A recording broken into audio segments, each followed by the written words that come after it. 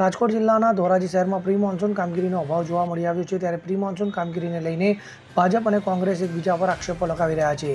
શહેર કોંગ્રેસ પ્રમુખે નગરપાલિકાની કામગીરી પર સવાલ ઉઠાવ્યા હતા। નગરપાલિકામાં હાલ વહીવટદારનું શાસન છે।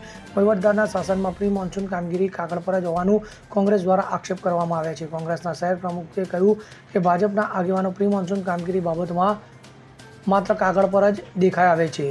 તો કોંગ્રેસના આક્ષેપ પર પ્રી મોન્સૂન કામગીરીમાં ભયંકર ભ્રષ્ટાચાર થવાનું જણાવ્યું હતું। ત્યારે આ મામલે ભાજપના શહેર પ્રમુખે આ આક્ષેપોને ફગાવ્યા હતા। રાજુ બાલદા, પ્રમુખ શ્રી ધોરાજી શહેર ભારતીય જનતા પાર્ટી।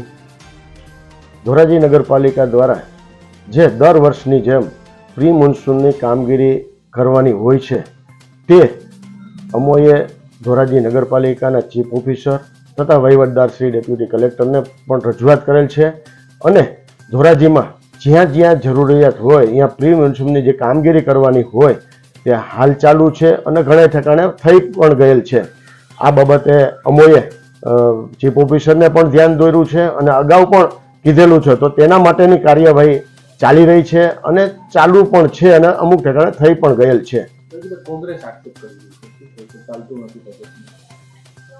કોંગ્રેસને કાયમી માટે આક્ષેપ કરવાનું જ હોય છે અને તેઓ વિતેલા વર્ષોમાં પોતાની નગરપાલિકા હતી ત્યારે પણ તેઓએ જે કાંઈ કામ કરવાનું હતું એ કરેલું નથી, પરંતુ હાલ તેઓ જે કાંઈ આક્ષેપ કરે છે તે પાયાવિહોણા છે અને ધોરાજી નગરપાલિકા દ્વારા દર વર્ષની જેમ આ વર્ષે પણ પ્રી મોન્સૂનની કામગીરી ચાલુ કરેલ છે અને થઈ રહી છે।